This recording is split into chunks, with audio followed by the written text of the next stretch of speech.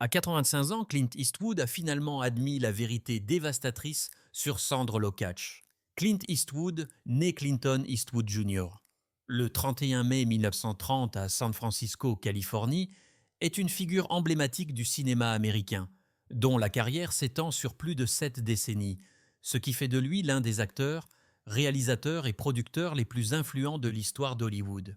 Ayant grandi dans une famille de classe moyenne, Eastwood a vécu une enfance relativement normale, bien qu'il ait souvent été décrit comme un garçon calme et introspectif qui ne se distinguait pas immédiatement à l'école. Ce n'est que plus tard qu'il a découvert sa passion pour la performance et la narration, qui allait devenir le fondement de sa carrière légendaire. Le début de la vie d'Eastwood a été marqué par des emplois ordinaires et un bref service militaire dans l'armée américaine. Mais ces expériences lui ont inculqué un sens de la discipline, de la résilience et de l'autonomie, des traits qui allaient à plus tard définir sa personnalité à l'écran et son approche de la réalisation. Eastwood s'est fait connaître dans les années 1960 grâce à son rôle décisif dans la trilogie des dollars de Sergio Leone, qui comprenait Pour une poignée de dollars, 1964, et Pour quelques dollars de plus, 1965, et Le Bon, La Brute et Le Truand, 1966. Ces films ont non seulement redéfini le genre western, mais ont également introduit le personnage emblématique d'Eastwood, l'homme sans nom, une figure stoïque et énigmatique dont la force tranquille, l'intelligence rusée et le charme discret ont captivé le public du monde entier. Cet archétype est devenu l'une des images les plus durables de l'histoire du cinéma, démontrant la capacité d'Eastwood à transmettre des émotions complexes avec un minimum de dialogue, s'appuyant plutôt sur des expressions faciales subtiles, un langage corporel et une présence à l'écran presque magnétique. Ces westerns n'étaient pas seulement du divertissement, ils étaient une réinvention d'un genre, mêlant ambiguïté morale, style cinématographique et réalisme brut d'une manière qui a résonné à travers les générations.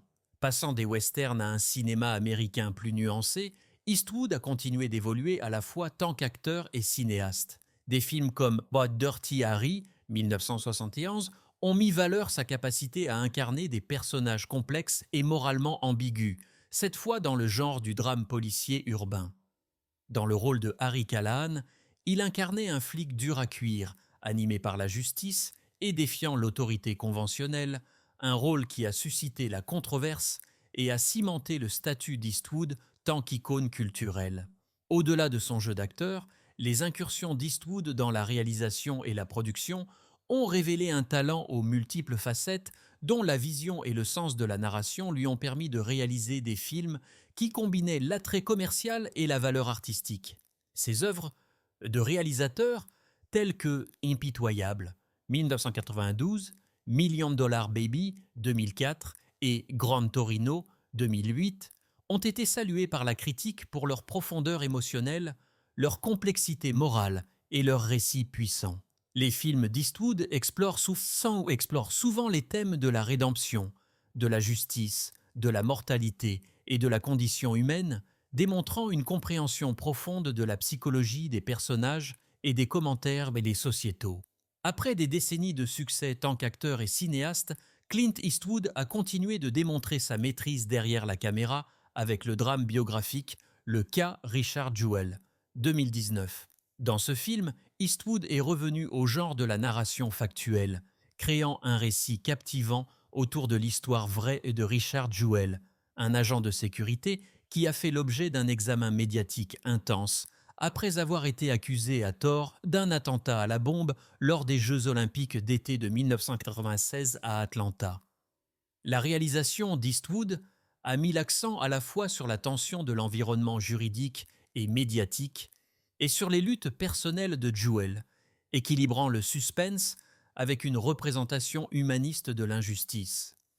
Les critiques ont généralement réagi positivement à la façon dont Eastwood a traité ce sujet délicat, louant le film pour son rythme précis, son attention aux détails historiques et la vision empathique à travers laquelle le personnage central était dépeint. Notamment, l'actrice chevronnée Kathy Bates a livré une performance exceptionnelle dans le rôle de la mère de Jewell, un rôle qui lui a valu des nominations aux Oscars et aux Golden Globes, reflétant la capacité du film à combiner un drame captivant avec des performances sobres, des performances puissantes. Les éloges pour Bates ont également souligné la capacité d'Eastwood à susciter des performances et à les nuancer et dignes de récompense de la part de ses acteurs, même dans une histoire.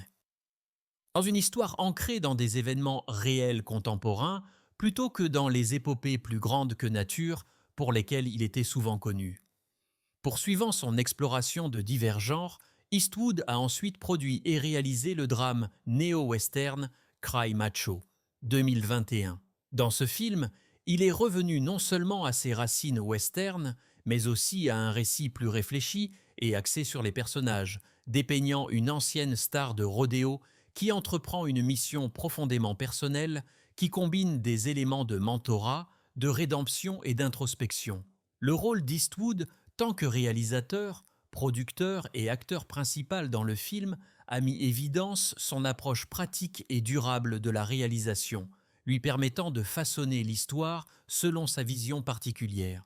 Malgré ses efforts, Cry Macho a reçu des critiques mitigées, certains louant les qualités nostalgiques du film, sa narration discrète et la présence durable d'Eastwood à l'écran, tandis que d'autres ont estimé que le récit manquait de la profondeur et du dynamisme de ses chefs-d'œuvre précédents.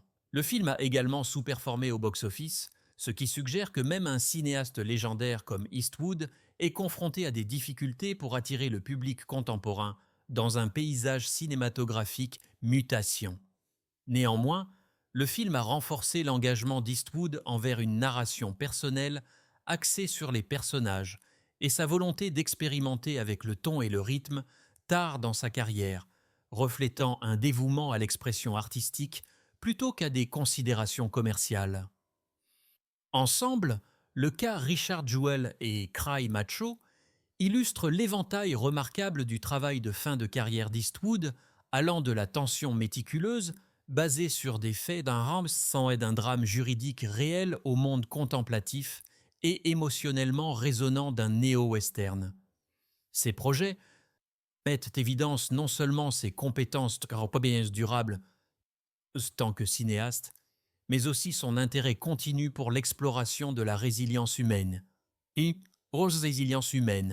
De la complexité morale et de l'héroïsme discret des individus ordinaires, des caractéristiques qui ont défini ses contributions au cinéma pendant plus de 6 décennies. Dehors de l'écran, Eastwood a été tout aussi remarquable. Connu pour son éthique de travail disciplinée, son style de vie modeste et sa nature privée, il a maintenu un niveau de respect et d'admiration que peu de gens atteignent à Hollywood. Eastwood a également servi dans la vie publique, notamment en tant que maire de Carmel by the Sea, Californie, de 1986 à 1988, où il a appliqué son approche pragmatique et axée sur les résultats à la gouvernance civique. Malgré sa célébrité, Eastwood s'est souvent resté remarquablement terre-à-terre, mettant l'accent sur l'artisanat plutôt que sur la célébrité, et choisissant constamment des rôles et des projets qui résonnent personnellement et artistiquement. Son influence durable sur la culture populaire se reflète non seulement dans les innombrables prix et distinctions qu'il a reçus, dont plusieurs Oscars, mais aussi dans sa capacité à inspirer des générations d'acteurs, de réalisateurs et de spectateurs. Le 19 décembre 1953, Clint Eastwood a épousé Maggie Johnson, marquant le début d'une union qui allait durer plus de 3 décennies, bien qu'elle serait finalement mise à l'épreuve par les exigences de la carrière montante d'Eastwood et sa vie personnelle complexe. Maggie Johnson, une ancienne élève d'une école d'esthétique, est devenue l'encre d'Eastwood pendant ses premières années à Hollywood, alors qu'il essayait encore de s'imposer comme un acteur sérieux. Ensemble, ils ont eu 2 enfants, Kyle, né 1968, et Allison, né 1972. Les 2 enfants ont été élevés pendant l'ascension d'Eastwood vers la célébrité, une période marquée par sa percée à la télévision avec Raw Wide et ses rôles emblématiques dans les westerns spaghetti tels que Pour une poignée de dollars et Le Bon, la Brute et le truande. Malgré leur stabilité initiale, Eastwood et Johnson se sont séparés 1984 après plus de 30 ans de mariage. Dans le cadre de leur accord de divorce, Johnson aurait reçu entre 25 et 30 millions de dollars, ce qui reflète non seulement l'immense succès d'Eastwood à cette époque, mais aussi les négociations juridiques et financières qui accompagnent, qui accompagnent souvent les séparations très médiatisées à Hollywood. De 1959 à 1973, Eastwood a entretenu une relation à long terme avec Roxanne Tunis, une cascadeuse et mannequin avec qui il a eu une fille, Kimber, 1964. Cette relation a chevauché son mariage avec Maggie Johnson, illustrant la vie privée complexe, parfois controversée, qu'Eastwood a maintenue alors même que sa célébrité professionnelle montait flèche. Kimber a grandi grande partie dehors des projecteurs d'Hollywood, bien qu'elle ait finalement suivi sa propre voie dans le monde des arts et du divertissement. La relation avec Tunis démontre le schéma précoce d'Eastwood consistant à maintenir de multiples liens personnels à long terme, un thème qui allait se poursuivre tout au long de sa vie.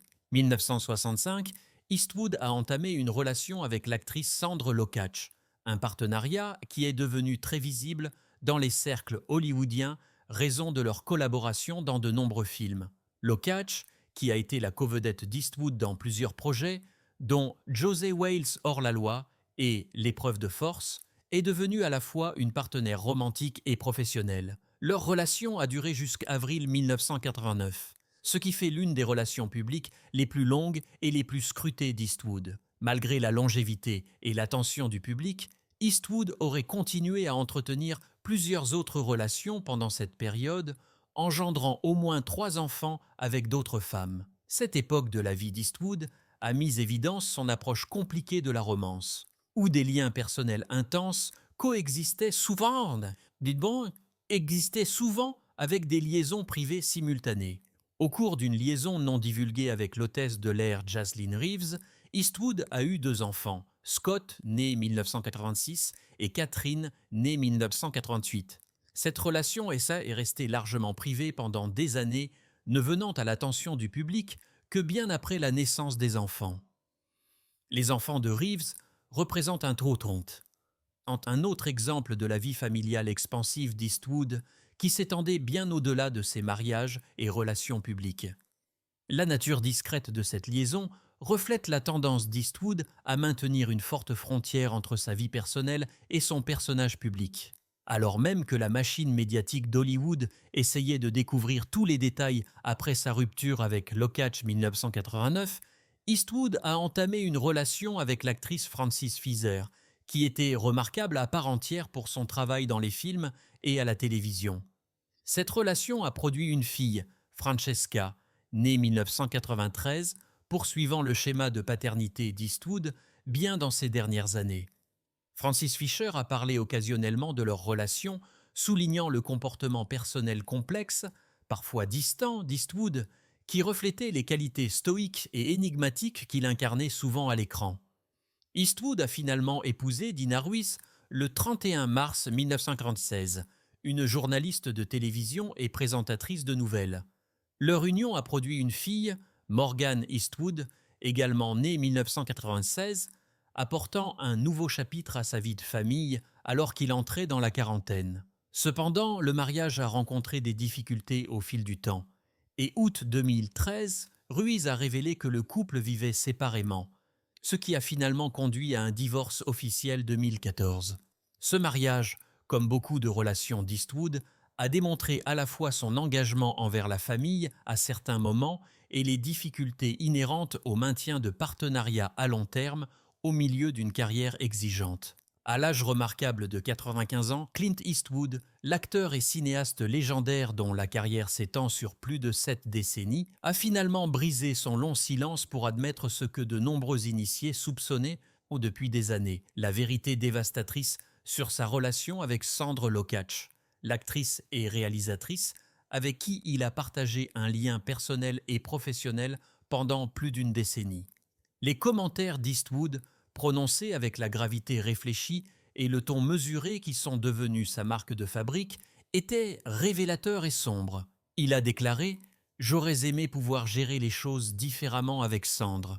Avec le recul, je réalise à quel point mes choix l'ont blessé et j'assume l'entière responsabilité de la douleur causée. » Dans cet aveu candide, Eastwood a reconnu la dynamique complexe qui avait défini leur relation, un mélange d'affection profonde, de collaboration professionnelle et, fin de compte, de déception personnelle. Sandre Locash, une actrice accomplie connue pour ses performances dans des films tels que Le cœur est un chasseur solitaire et José Wales hors la loi, a eu une profonde influence sur la vie personnelle et la carrière d'Eastwood.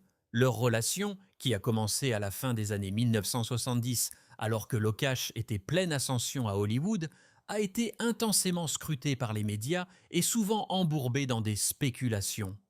L'aveu d'Eastwood met lumière le tribut émotionnel que leur liaison prolongée et compliquée a fait payer à chacun d'eux. « J'ai sous-estimé l'impact émotionnel de mes actions sur elle », a poursuivi Eastwood, ces mots portant le poids de décennies de rétrospection.